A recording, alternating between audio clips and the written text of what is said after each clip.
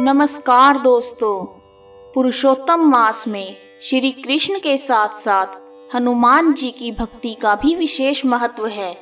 सर्व सुख, राज सम्मान और पुत्र प्राप्ति के लिए हनुमान जी का व्रत किया जाता है। आइए सुनते हैं मंगलवार की हनुमान जी की कथा। एक समय की बात है, एक ब्राह्मण दंपति की कोई संतान नहीं थी, जिस कारण वह बहुत दुखी थे। एक समय ब्राह्मण वन में हनुमान जी की पूजा के लिए गया। वहां उसने पूजा के साथ महावीर जी से एक पुत्र की कामना की। घर पर उसकी स्त्री भी पुत्र प्राप्ति के लिए मंगलवार का व्रत रखती थी।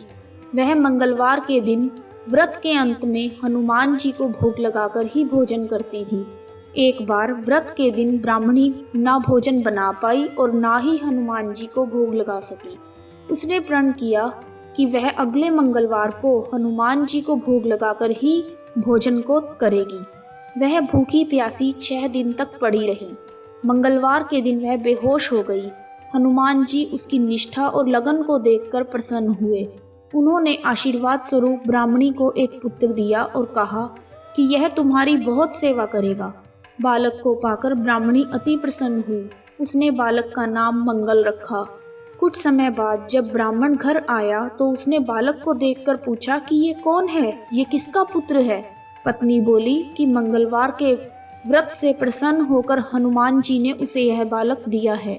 ब्राह्मण को अपनी पत्नी की बात पर विश्वास नहीं हुआ। एक दिन मौका देखकर ब्राह्मण ने बालक को कुएं में गिरा दिया। घर पर लौटने पर ब्राह्मणी ने पूछा कि मंगल कहाँ है। तभी पीछे से मंगल मुस्कुराकर आ गया। उसे वापस देखकर ब्राह्मण आश्चर्यचकित रह गया। रात को हनुमान जी ने उसे सपने में दर्शन दिए और बताया कि यह पुत्र उन्होंने ही उसे दिया है। ब्राह्मण सत्य जानकर बहुत खुश हुआ। इसके बाद ब्राह्मण दंपति जब तक जिए तब तक मंगलवार का व्रत रखते रहे। मंगलवार का व्रत रखने वाले मनुष्य हनुमान जी की कृपा व दया के पात्र बनते हैं। जय हनुमान।